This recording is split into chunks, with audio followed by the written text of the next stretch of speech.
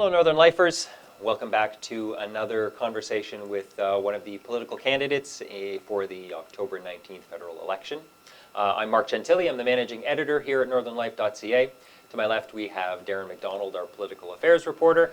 And across the table from me, we have the man of this particular hour, as this is the second one of these that we've done today, Liberal candidate in Sudbury, Mr. Paul Lefebvre.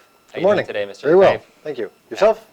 I'm a little cold. Yes. I'm upset that summer is over, but I'm excited that we're a couple of weeks out from the elections. Well, there you go, but fall is upon us, and in Sudbury it's always beautiful in the fall. That is true. It must be a little bit chillier, though, when you're knocking on doors at 2 degrees. Yes, it is, but this morning we had a sine wave. Our hands were getting cold, but a lot of positive energy out there. Yeah, but now you're from much farther north. You're actually from what we would call people who've actually been to Northern Ontario, and not that Sudbury's not Northern Ontario, but I worked in Kapuskasing for many years. That's right. And you're from the area up there. That's right. I'm from Kapuskasing. I thought you were from Moonbeam. No, I'm from Kapuskasing. So you were born at Sensenbrenner? I was born in Sensenbrenner Hospital in 1974. Okay. Tell us, now there are quite a few Lefebvres up there. Yes. That's right. So can you tell us a little bit about your life up north? Sure. My dad was a welder for the Spruce Falls Paper Company. Mm-hmm. My mom was a stay-at-home mom. Grew up in a small house in Brunetteville, a little area outside of Kapuskasing. Mm-hmm. And we were when I was growing up, my house was a foster home. So we had around 18 foster children come through our 900 square foot house. Wow. Yeah, and then after that, my mom, I started to go to elementary school in the area. Mm-hmm. And a few years after that, my mom decided to go back to school to finish her grade 12. Mm-hmm.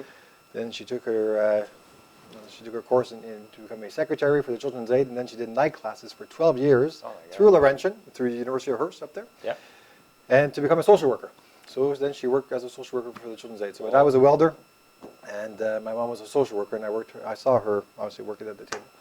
It's a small house, like I said, but we had everything. We had everything. I played hockey. I played all the sports. I would take my bike, go. I would play ball. I'd take my racket. I'd play tennis. I'd play.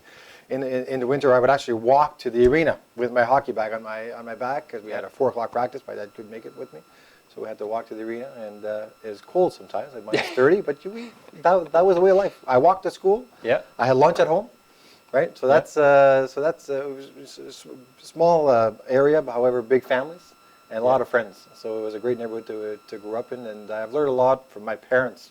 So like I said, my dad being a welder for 40 years, and he never missed a day of work. Wow. If he was sick, obviously he would, but he never just took a day off to take a day off. Never. Yeah. But then we would fish every weekend. We would go ice fishing. We'd go snowmobiling. We had the old Elans back then, and so I grew up in that environment. So for me, when I left for university at Ottawa U to do my music degree, I did 3 years of studies in music at first. For me, leaving Northern Ontario, but you know what, it was tough. But the North never left me. Mm-hmm. So I was very fortunate to meet my wife. That's also from the North, but she's from Sudbury, right? And she grew up doing the same things like snowmobiling, ice fishing, and that type of all the sports, and just having fun as a family. Was that always your plan to come back to the North? Well, I would always hope to do that, right? But it would always depend on who I met. Yeah. And when you go down south, and that's a bit of the issues that we have with people in the North, that when they do leave for education or for other purposes, they always have they always want to come back, but it's always tough to possibly come back because the opportunities may not be there. Yeah, so for decades, that's sort of been the conversation we've been having, up in Northern Ontario about youth out migration and how do we get these talented young people to come back up to the North. You're one of those talented people who did come back to the North. Yeah, and made a life here. Yeah, we made a life here. That was our, I was, like I said, I did my first studies in music. Mm-hmm. And then I got into law school, did a law degree, and then I decided, well, don't want to be a criminal lawyer, don't want to be a family law lawyer. I think those are really tough. Mm-hmm. So I decided to do a master's of taxation. So then that sounds incredibly exciting. It was very exciting. So that was offered downtown Toronto. Okay. So here I am, a boy from Kapuskasing that went to Ottawa U, did 2 degrees, and then lives on Yonge and Bay. Yeah. Bay Street, actually, Yonge and Bloor. That was the corner that I lived on in downtown Toronto. So that was special to live downtown Toronto, taking the subway and doing that. But I told myself it wasn't going to be forever. Mm-hmm. It was going to be for a little while, so enjoy it. And I did. It was a tough degree. I have to say that the Master's of Taxation was, I don't have an accounting background. Yeah. So everybody I was with, they were all CAs and CPAs, and they had all done their accounting degrees, and here I was, a lawyer. And I said, no, I could do this. So hard work, putting a lot of hours in to finish that degree, but I was very fortunate. I was surrounded by amazing people, smart people, and I learned so much. And that's where I think the tax policy side of me is, I always enjoy that. But I was fortunate because Lynn was in medical school, and she was in Ottawa, and actually she did a year here at the Northern Medical School. Okay. I was one of the first few years. Oh, wow. The school, actually the second year that the school opened. She did Okay. 1 year here, then she finished her dermatology program in Ottawa. So, but we did long distance for 2 years. We were married, but we did long distance for 2 years. We know we. Wow, you know, that's hard. Well, those are sacrifices, but we knew to get to our, to the end game, which was to get our degrees and to and to work. We needed to do those sacrifices. So we understand that, and then so we did long distance. And for a while, when I was doing my master's, I was still working. So my master's was on Mondays and Thursdays. So here it was, my last semester. I would take the train from Ottawa, because that's where we lived. I took the train on Sunday nights. I would go to Toronto. I stay at a friend's place on Sunday night. I do my classwork on the Monday. I would take the train back to Ottawa Monday night.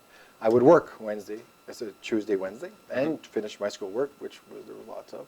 On Wednesday night, I would jump back on the train, go back to Toronto, and do another day on the Thursday, and jump back on the train at Thursday night, and I would go back to Ottawa, and I would work again the Friday, Saturday, and as I was completing my master's degree. Yeah.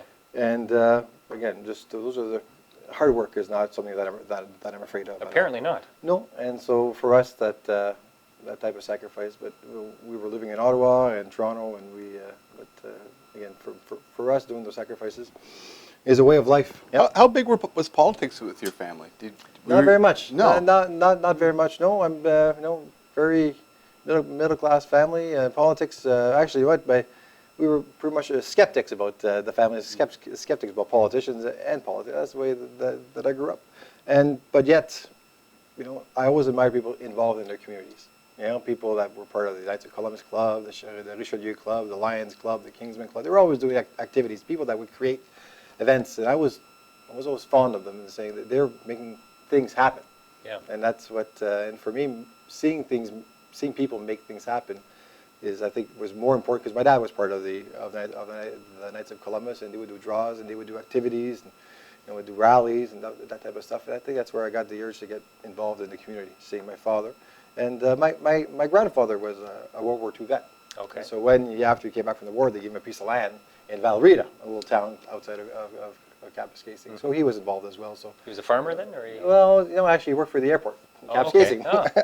I can't say that quickly, but he worked for the airport in Kapuskasing, and so seeing him involved as well in the community and with the legions, right at the time. So that's my grandmother was part of the Isabelle, les filles d'Isabelle up there.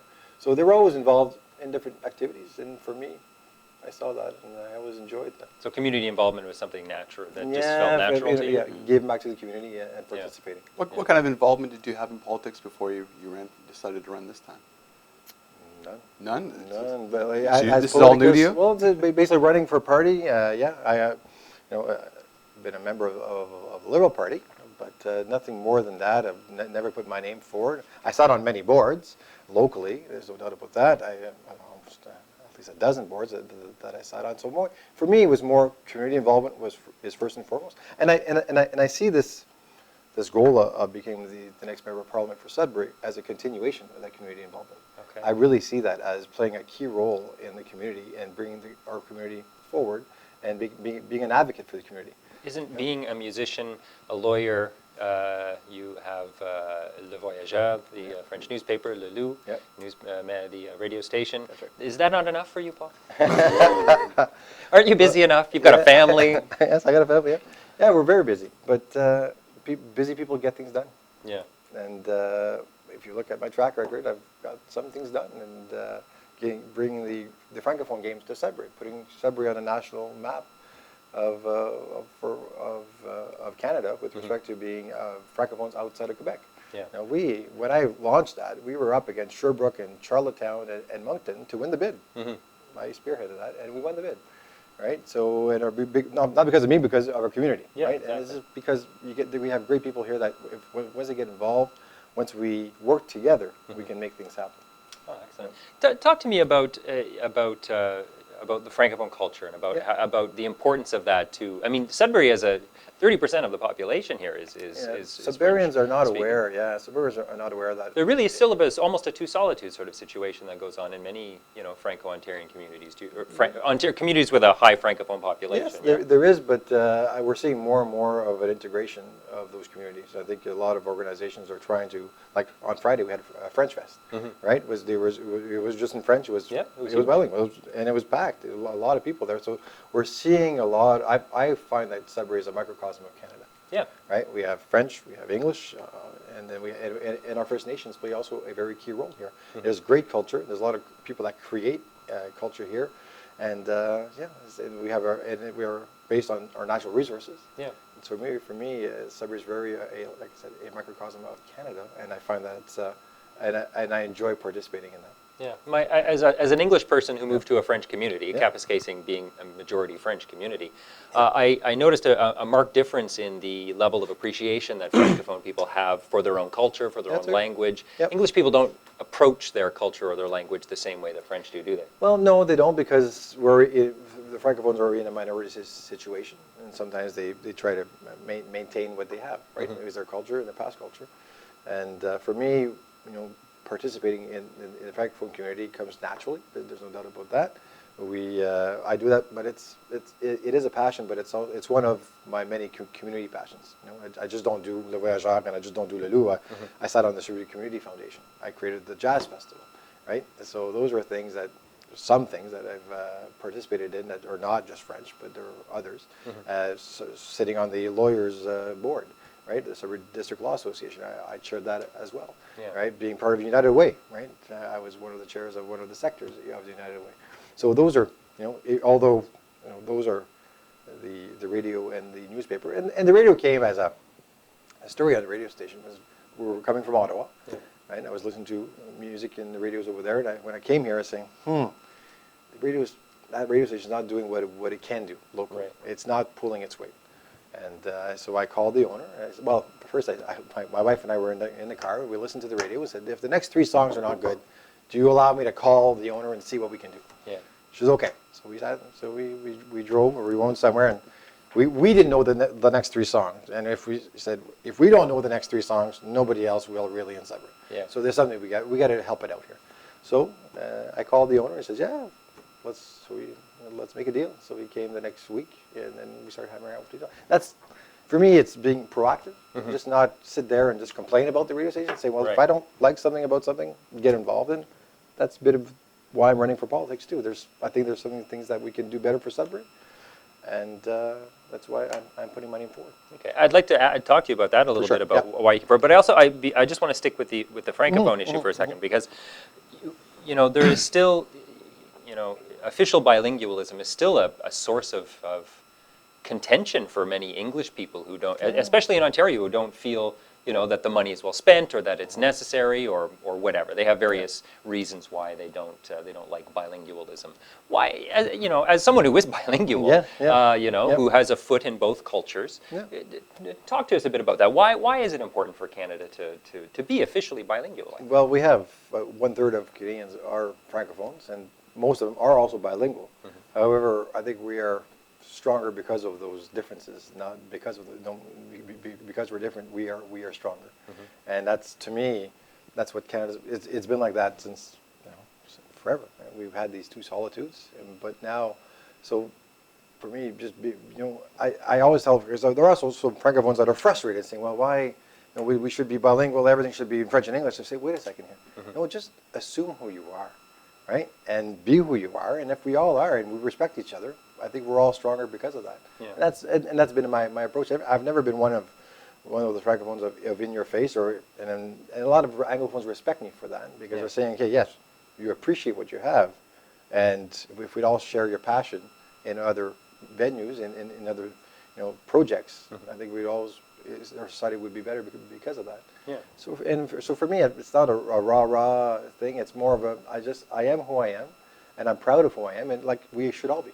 Yeah. We should all be proud of who we are, and then So if you have Italian heritage or Finnish heritage or Ukrainian heritage, let's celebrate Especially if together. you have Italian heritage. Yeah, exactly, exactly, right? But to me, that's I truly believe that. It's again just we we all have different.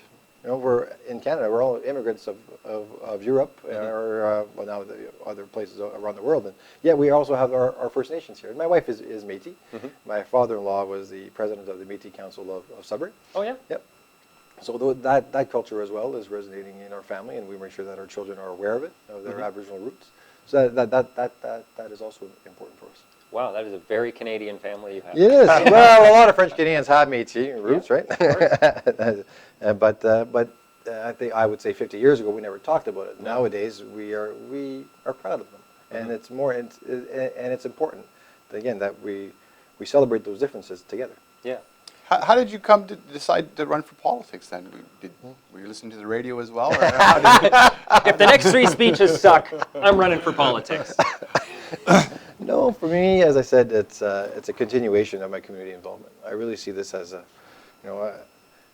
we've been fortunate to be able to give back to our community again through Le Veloute, through the Voyageur, and my wife as being the physician and being the only dermatologist here. We've been lucky to be able to work with the community, and it's a next step for me. It's a next step to keep giving back to the community, keep trying to improve of what we have here in Sudbury.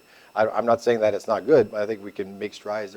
There's things that we can do better, and that's the way I see it. I see myself as someone that can build bridges and be a partner with different groups, be it the municipal council, be it the Métis Nation of Ontario, be it the culture groups, be it the Francophone, all the different groups.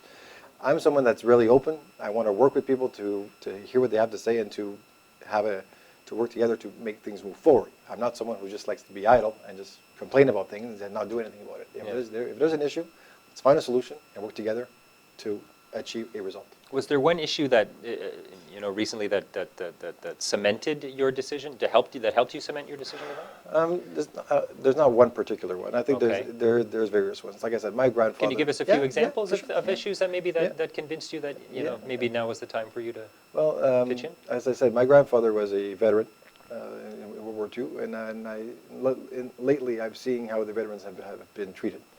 And PTSD, post-traumatic stress disorder. At the time of my grandfather, we didn't know what it was. Right. Right. And he suffered from it. We didn't know what it was, and yes, he did. And so, seeing in 2013, 2014, obviously we were sending our soldiers across the ocean, and when they're coming back and have little support, and I found that appalling. And in today's day and age, that what we suffer through as a family, people still suffer through today, and that was. For us, it was 40 years ago, 30 years ago for me, 35 years ago. And so today, it's not happening. That's not acceptable. That's why I'm proud that our plan with veterans, there's a lot of in our platform to address issues of ensuring that we research PTSD, ensuring that we provide support for veterans with PTSD. Anyway, so that's one. Yeah. So that's one. When I hear again people in Sudbury saying, well, our infrastructure, we have a big problem with infrastructure here. Huge. It's huge because we have one of the largest cities, well, the largest city in Ontario, yet we receive per capita funding for our infrastructure. That ratio or that formula doesn't work for us because we are the size of Prince Edward Island here, yet we don't receive the same amount of funding, and we have 15 lift stations, the wastewater issues, the amount of piping we have, the amount of the roads that we have, it's massive. Yet we don't receive the funding that we need. Instead of just sitting idle, saying, "Well, we can't do anything about it," and we can't do it. Saying, "Well, you know what? Maybe I can play a role. I want to play a role in being the advocate with the municipal council in Ottawa." They need a partner. They need a partner, somebody that's not going to burn bridges, but someone who wants to build bridges, and to say, "You know what? We got to work together. We need more funding to come here." And again, I was very fortunate because I've been saying that at the door for 3 months now. And a month and a half ago, Justin Trudeau said, "We're going to double the infrastructure investments we will do in Canada." I'm like, this is awesome. Yeah. Finally, what I've been saying that I want to bring, my party is also on the same page. So I was ecstatic about that. That's saying, no, so we have an opportunity. We have an opportunity with the city council, with having an advocate to say, let's bring in more funding for the roads. my approach is not, I know better than city council. I don't have an engineering group beside me. I don't have an operation management group beside me. I don't. That's why I want to work with them. They are the experts in municipal infrastructure. I am not. So whatever they set the priorities at, I want to help them reach those priorities. I find that that's one of my jobs in Ottawa to work with municipal council. Again, infrastructure. Last one, I have many, but last one. I also think that Sudbury is the mining capital of the world. We're saying it, but we're not jumping up and down, and we're not proud of it to the extent that I think we can be in innovation and technology. People always think of mining sector as just the extraction part. Yeah. There's the mining supply and equipment. There's over 350 businesses in Sudbury alone. Health and safety is something that we do very well here. We should be exporting that knowledge around the world. We also do research at Laurentian University, and that's the mining. When you have 14 operating mines around in the city limits, pretty much, nobody else around the world has that yet. I find that we have a lack of leadership at the federal level to want to invest and to grow that sector. We don't have the support is very low, and I believe that's the reason why we have a fairly low support. We don't have somebody that wants to stand up and say we are the mining capital of the world, and we need help to not only grow it, but one is to sustain it and grow it. And I think with the colleges that we have for the skilled trades development that we do, we have tons of potential. We need somebody who's passionate about it and that wants to stand up and say, let's get this done. How do we?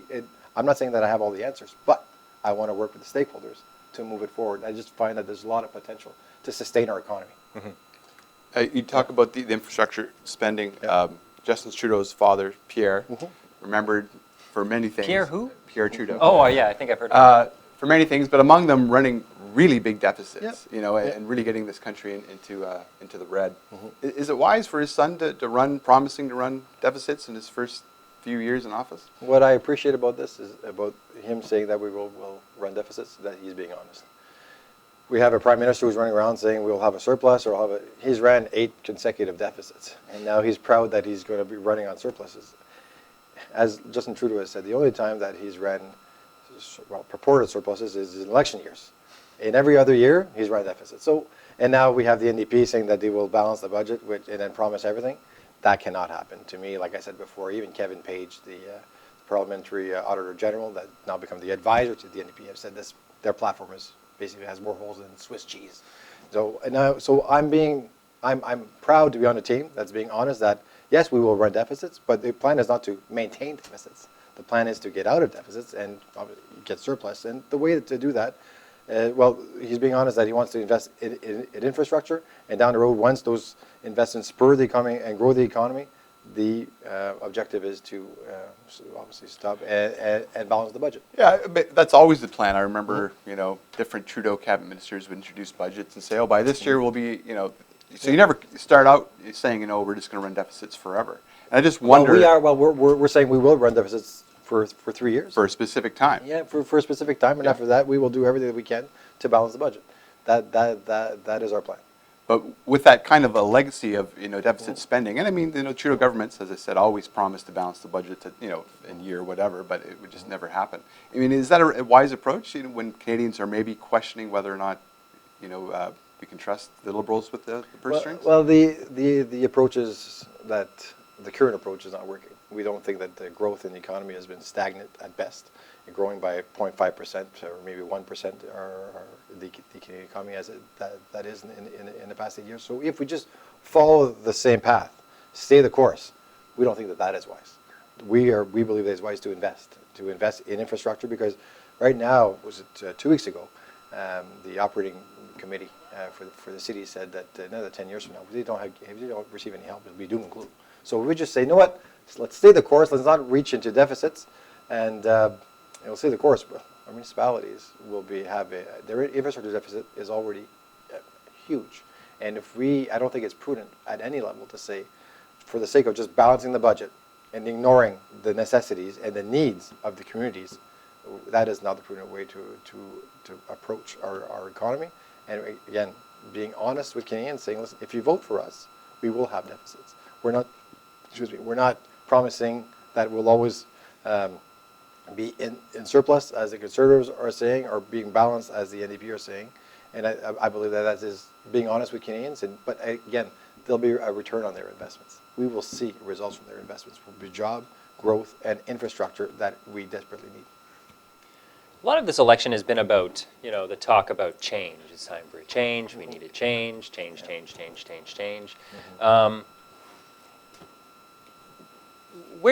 Is there a need for change? Do you see a need for change? And where do those changes need to take place? Well, there's a few places. I think the change that needs to take place is with respect to how we communicate and approach politics in Canada. Right now, the first time that Mr. Harper ran, he said he was running on accountability, right? And he would be transparent. And we've seen the results of that has been horrible.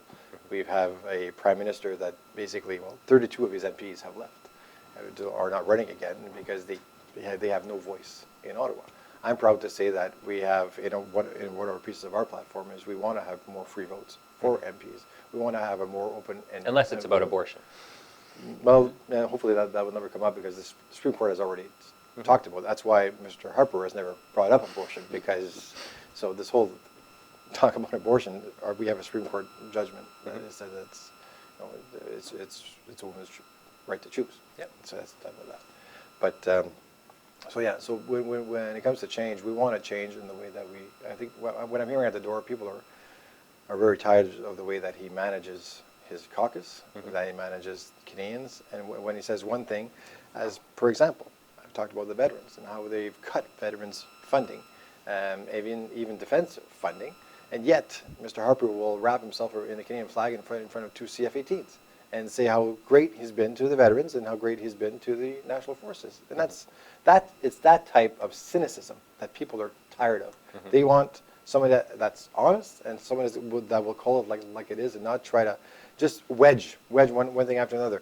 We'll fight in the Ukraine because we were looking at getting the Ukrainian vote, right? A lot of the decisions are based on trying to appeal to certain sectors of society, and I don't think that is the prudent way to approach government. We need to be a government for all of Canadians, just not for a few sectors of Canadians. Yeah. And that's so when I'm hearing change, we're hearing a lot about that type of cynicism, which is the way of governance. It's key. And as I said, Mr. Harper has given boutique tax credits to certain sectors of society. Again, that is the way that he operates. And people are saying, listen, shouldn't we all get something, right? Just not certain sectors of society, to people that he thinks he will get their vote from. We need to appeal to everybody. So that's when we talk about change. Those are some of the elements of what people want as change. Okay. You mentioned cynicism. A lot of people have accused the Tories of being cynical when it comes to the response to the refugee crisis in Syria. Trudeau has promised to accept a lot more refugees a lot more quickly. What do you say to Canadians who are worried that allowing more people in that much faster will increase the risk of an ISIS infiltrator coming here? Well, let me be clear on this, is that we are saying we want to increase the refugees. However, we still need to go through the checks and balances that we've always done with anybody entering Canada. Justin Trudeau has been quite clear about that. We usually accept 200 to 250,000 immigrants a year in Canada, but in the past few years, it's dropped to less than 150,000 a year. So by increasing by another 25,000, or 25 or a bit more, we will see no effect of that with respect to how we approach immigration and refugees in Canada. It's going to be a continuation of what we've already done. Actually, the Tories have reduced it to a point where it's never been that low. Actually, that whole department that their budget, they return money to the National Treasury because they didn't spend it all, because they don't believe that they should be bringing in more refugees and immigrants to Canada. And we've done it before. It's not the first time. Canada is home to a lot of immigrant populations, and we've done it before in times of crisis. And there is a crisis right now. And I don't think a 3-year-old and their mother is a threat to national security, right? We should be opening our doors, and we're not saying 200,000 or more. We're saying 25. At the same time as Germany is saying they want to bring in 800,000, and yet we're debating about 25,000 in Canada, which we have the room to bring in, but we realize, however, we don't want to to disbalance what we have here in all of our social programs by having an influx of that amount of people. But 25,000 is very reasonable for a number to bring into Canada. Now, we know the reason that they're coming is because of civil war in Syria. Yep.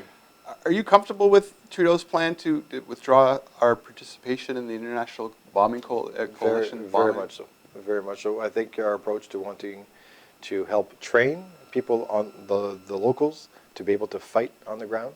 It's I've always been perplexed as to, in that area, we're there, and there's around 50-some countries that are playing a certain role. Canada, our forces are spread really thin right now. We are just making efforts in a few situations, and certainly when we're spending $500 million every 2 months on that bombing mission and accomplishing next to nothing on it. We really got to ask ourselves: is that where we should put the small resources that we have in that department there? And we can do things differently, and that's what we're proposing to do, is to have an approach with respect to training people on the ground and letting the U.S. and now maybe Russia coming in and playing a role. And Canada has always been a peacekeeping nation. That's only changed in the past 9 years with Mr. Harper. Wanted to become more of an active participant in wars. Unfortunately, we don't have the resources for that, and I think we should be better off, as I said, training and peacekeeping is where our forces lie as a country, because our stature internationally, when it comes to foreign affairs and our influence, has dropped drastically because of these roles that we're trying to play in certain countries. We don't have the ability to do so. We should be doing what we're stronger at. Hasn't the world changed since 9/11, though? I mean, yeah, people but 9/11, talk about peacekeeping, and they have a very romantic, these brave Canadian soldiers, keeping the peace. But the world has changed. It's a lot more violent. There's a lot more threats to the West now. Yeah. Is that the appropriate response? To stop, I think we should be putting our resources here in Canada, being sure that we are secure here in Canada. We're going to spend $500 million over there, yet we can't even follow people that we maybe we have suspicions that they are maybe going to commit a crime. We don't even have the resources through the RCMP or CSIS to follow them. So why are we in another country? When we yet have the resources in our own country to be able to ensure our own security here. I think that's first and foremost. Let's, one, ensure our security, and two, whatever poses a threat in Canada usually comes from within. It's in Canada. The last two tragedies that we had last year came from people that had mental health issues.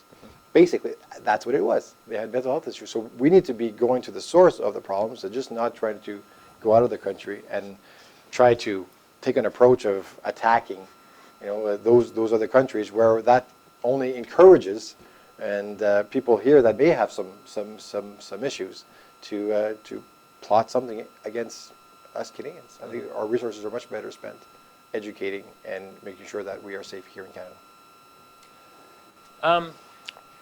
Justin Trudeau, I mean, he's wildly popular.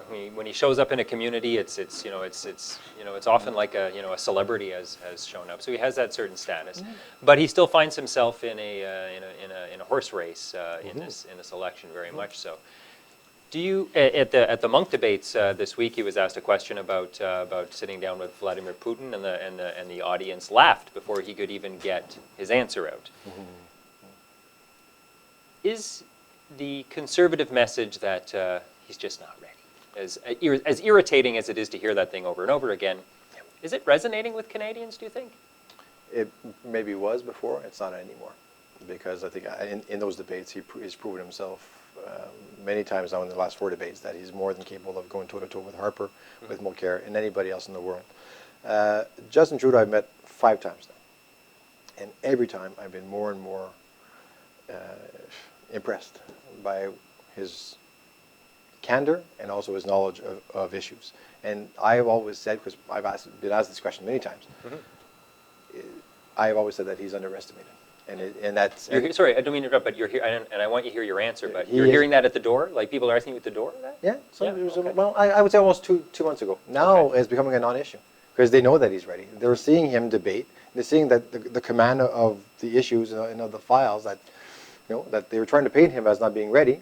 Now he's disproven that. Basically, he's proven that he is more than ready to lead this country. And again, as every time that I met him, I've been more and more impressed. And I always said that he's underestimated, and he's proven me right. But see, he is underestimated, and now people are saying, you know what, he's ready. At the end of the day, he's 45 years old. You know, JFK was about the same age. His father was, I believe, 47 or 48. Harper was 47. So to me, when he talks about youth, he's too young or he's not ready. He's had more time as a parliamentarian than Stephen Harper was when he became prime minister. So we started leader of the opposition at the time. So that question now is a moot question. I was at the all candidates debate in Nickelbelt yesterday. Oh yes, where the Sudbury by-election scandal reared its head, and obviously, opposition politicians are going to, raise whatever they can for their political advantage. And Mark Surrey was asked if Lougheed was involved in his campaign. He said no, never has, never will. And just for the record, what has Lougheed worked for you? Has he done work for you? And is he involved in your campaign? No, as I said, because I had that same question at our debate, and my response was that Jerry Lougheed is not working on my campaign. Last time I spoke with Jerry Lougheed, I saw him at the Larch fundraiser. It was for the disabilities, children with disabilities or people with disabilities, and he was the MC for that event. So Jerry has chaired and he's done many events, as we all know, in his community. So that was the last time that I saw him, and that was I think it was last week. And here he was still giving back to the community. And so, but again, he's not been involved in my campaign.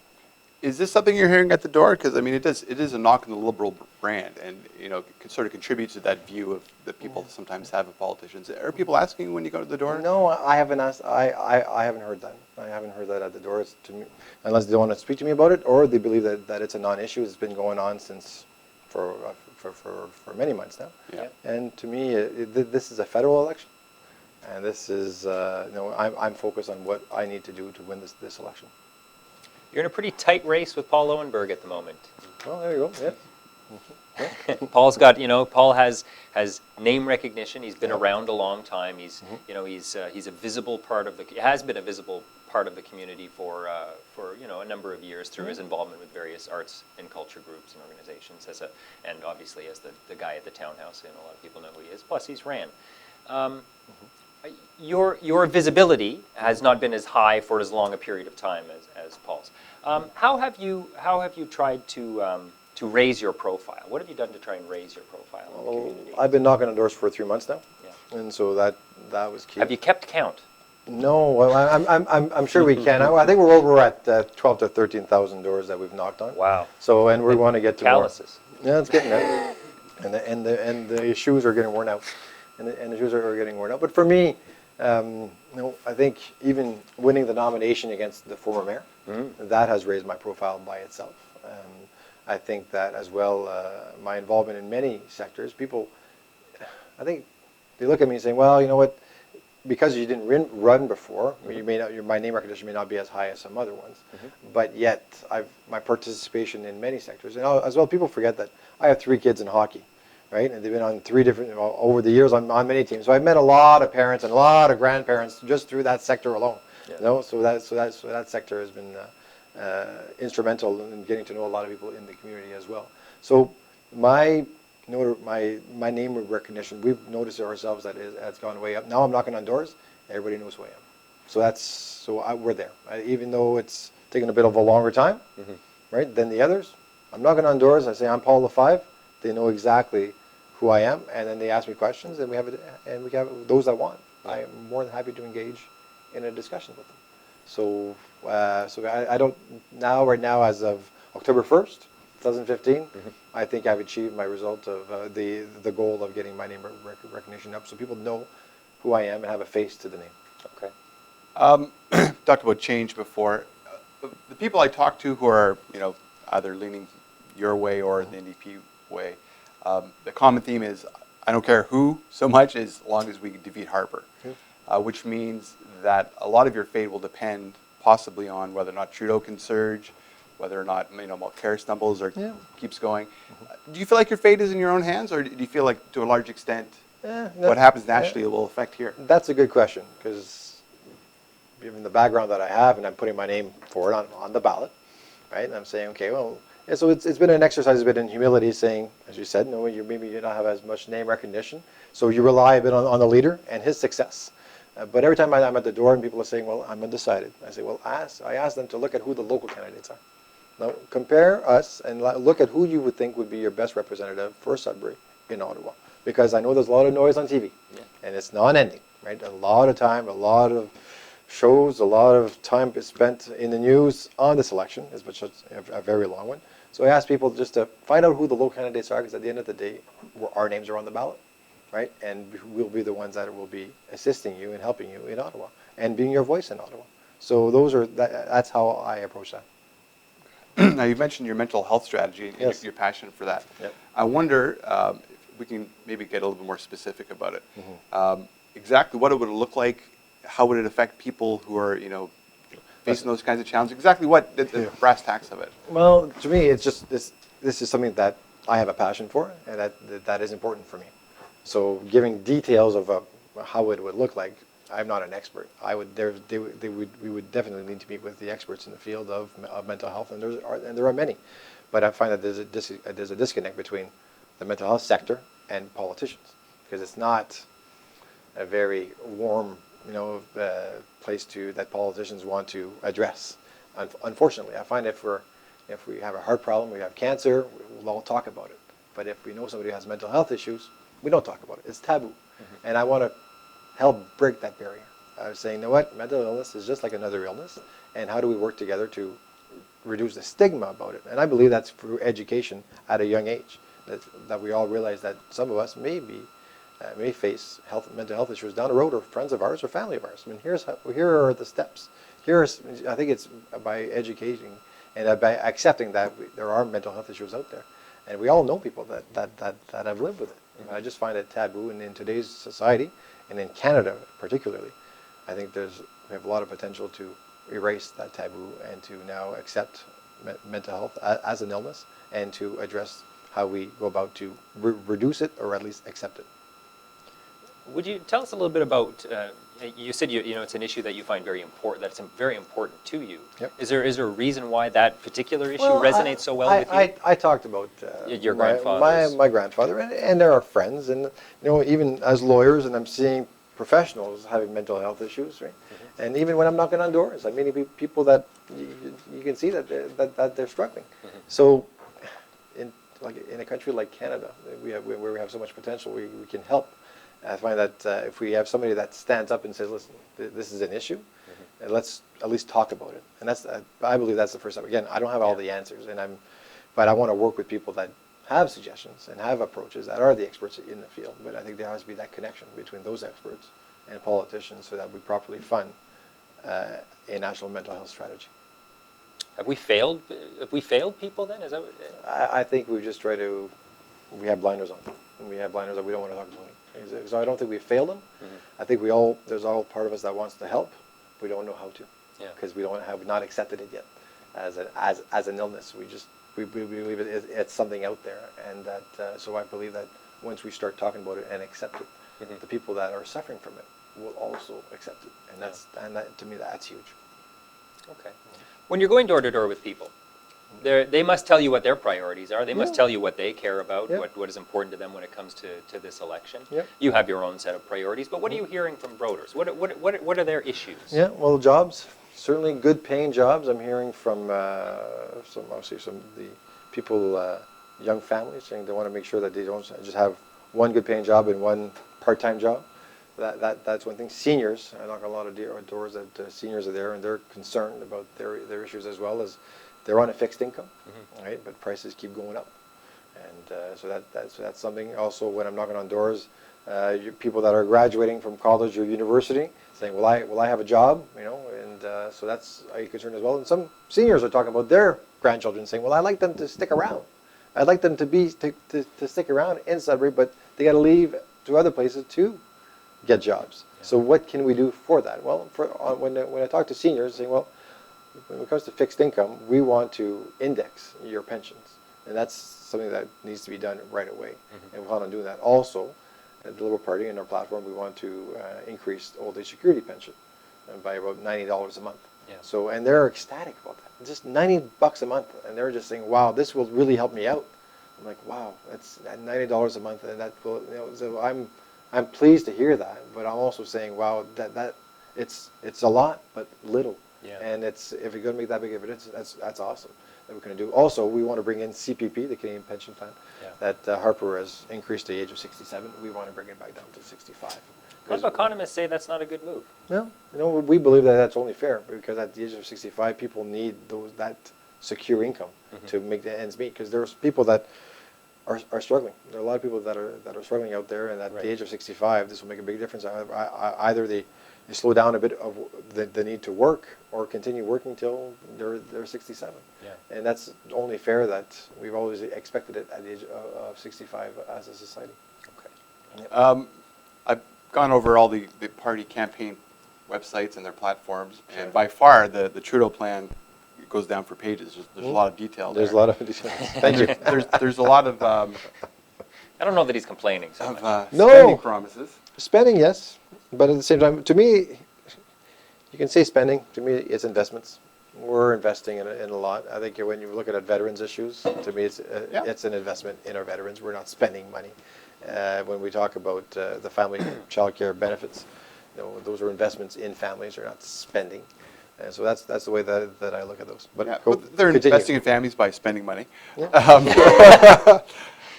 But I want to return again. I have released today. This is not the first time the NDP have says that Justin Trudeau will cut $6.5 billion in services to balance the books. If that's not the case, how do you get from deficit to balanced books without making some decisions on where you're not going to spend? From what I'm hearing, right, from our party, is that certain of the tax boutique, as I said, credits would be reduced or maybe eliminated. That's from what I'm hearing. So we won't be raising taxes, but we want to reduce some of the tax, because a lot of the platform from the Conservative has always been through spending through the tax system, right? By giving credits to most of the time high tax earners, not lower income, because they pay little tax because they're not making any money, right? So it's all these tax boutiques, and I think that's one of the approaches. And also, we believe that if we stimulate the economy and people get more jobs and better paying jobs, well, they're paying more taxes. And all the infrastructure spending that we want to put in, well, those are creating jobs. And guess what? Those people are paying taxes on those jobs. So that's also going into the coffers. So even though I know the NDP has said $6.5 billion of a hole, their numbers don't add up once again. We can't put any credibility in any of the calculations from the NDP. So for us, we have an approach to invest, and we will make sure that if we need to reduce certain of those tax boutique credits, that's one way that we're looking at reducing to eliminate the deficit. Seniors and climate change. They might not seem to be related, but they're both issues that there is a coming wave that we are going to have to, that Canada has to be in front of. We have an enormous demographic who are going to be topping 65, who are going to be people 65 till they die consume the vast majority of our healthcare resources, and they are going to need a massive amount of it. Climate change, obviously, if we are accepting that it is real and that it is man-made and that it has to be dealt with, is something that has to be dealt with now in advance before it's too late to do anything. So both of those are issues that the government has to get out in front of and has to come up with. How can we, Canada's a massive landmass but a relatively small population, but those are expensive issues to deal with. Yep. That's why we need to, our approach is to work with the provinces for climate change. It just can't be top down from the federal government down to the provinces and to the municipality. We got to work in conjunction with the provinces. There hasn't been a good relationship between the federal government and the provinces. In the last 10 years, that's right. That's right, because so they've gone off. A lot of, I think, like 5 provinces have gone off with their own policies on climate change. And I believe our approach is to, I believe 90 days after we would form government, we would meet with all of the premiers to discuss climate change, because we don't believe that we should say, well, here's our approach and everybody needs to follow suit. Canada doesn't work that way. Canada has everybody has their own jurisdictions, and we need to respect that. And environment is one that each province has, as well as the federal government, right? So they got to work in conjunction to come up with an approach. But as long as there's a comprehensive approach and everybody's on the same page, I think we'll be much better as a country going forward. Because right now, there's not even a discussion between the federal government and the provinces. So it's ad hoc, right? Some provinces do it and some don't.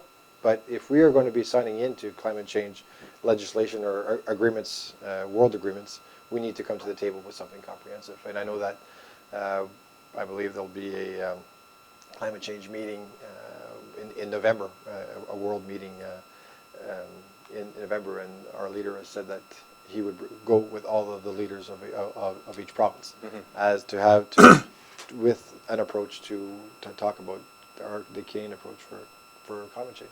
What about seniors? What about dealing with that massive demographic who's going to need home care, who's going to need medicine, who's going to need hospital stays? They're going to need long-term care. Yeah, well, that's a good question. Part of our infrastructure plan is to ensure that seniors housing is addressed, because that's something that I also hear at the door. It's just getting more and more expensive for seniors on these fixed incomes to pay themselves for an apartment. So in our plan, there's money obviously fixed for seniors housing that will be there for affordable housing as well. So those are two key points in our platform to address that. And with respect to talk about medicine, yesterday we talked about having when we talk about healthcare, the role of the federal government is usually to transfer funds to the provinces. Yeah. Right? And I believe it's very concerning that if Harper would ever be re-elected, imagine the fight between Harper and Wynne to the transfer to the province. It'll be devastating to our healthcare system. Yeah. Devastating to our, because they don't. Right now, the fights that have been ongoing between the province and the feds, it's unfortunate that we can't have an approach to when we think of people of Ontario first, and just not on the politics side. So I believe in 2017, when the healthcare transfer agreement will come to renegotiations, having Justin Trudeau as a leader would be much more better for our healthcare system than maintaining Stephen Harper as a leader. Right. Your wife is Métis, as is mine. Yep. So you've spoken about how you like to ensure that your children the culture, are aware of the roots, aware of the culture, that sort of thing.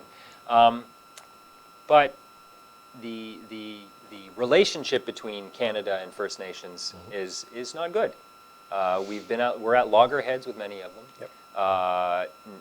There's this sort of First Nations communities often complain about the paternalistic kind of relationship that they have with the federal government. That's right. In northern, the situation on many remote communities up north, in the neck of the woods that we both lived in, is awful for some people in some areas. It's third world countries. It's as bad as third world countries, and so there's the need for social change, that need for better living conditions for people on reserves, but also for Northern Ontario, the poor relationship that we have with First Nations impacts our ability for resource extraction. It slows down the process. First Nations communities don't benefit perhaps as much as they could. Yep. We don't benefit as much as we could because we're constantly fighting over it. Not that I'm asking you to solve our relationship with First Nations, Paul, but what are some concrete steps that could be taken that you see that could move that relationship to a different level? I believe that any time that we have a project ongoing in Northern Ontario, we need to get the First Nations involved at the beginning. They cannot be an afterthought. And that's, in the past, they've been an afterthought, and that's why the relationship has not been strong from the start. So by having them at the table as a partner in the project every time, the communication piece would start right away. And that's been lagging. Certainly when we talk about the Ring of Fire, that's one of the missteps, is that they did not communicate with those communities at that point. So dealing with them as a partner and not as a paternalistic approach, that is the first step to do. And in our platform, we've really focused on Aboriginal education, and that's been a great piece of our platform. I had actually a friend of mine, Martin Bayer, who's an Aboriginal lawyer, and he's actually the counsel for the Anishinaabe First Nations, all of the bands, the 38 bands, and in negotiating an education agreement with the federal government. Right. And he wanted to discuss with me our education. And he came to see me, and I said, well, here's our platform for the party. And he looked at it saying, this is amazing. He says, send me the PDF copy. I'm going to send it to all the chiefs. Because we've never seen an approach like this. You guys have listened to us. I said, yes. I didn't come up with the platform. Our party did, and they've talked to the stakeholders to say that the way to do it is not by being paternalistic, is by listening, one, and addressing those major concerns. Right. So those, to me, that is the approach to take. And it won't be resolved tomorrow.